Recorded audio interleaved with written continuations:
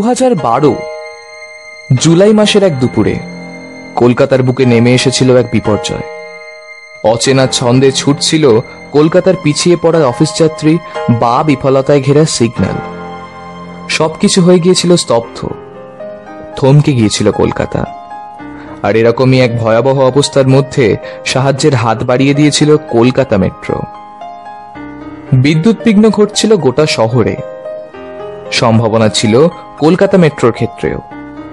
তাই যাত্রী স্বাচ্ছন্দ্যের জন্য মোটরম্যানদের উদ্দেশ্যে নির্দেশ ছিল, বিপর্যয় ঘটলে ট্রেনকে যেন তারা কোনো স্টেশনে নিয়ে গিয়ে দাঁড় করান। এই গতি পাল্টানো কলকাতাকে সব সময় গতিশীল রাখার জন্য কলকাতা মেট্রো তোমায় রিট মাজারে রাখবো, ছেড়ে দেব না।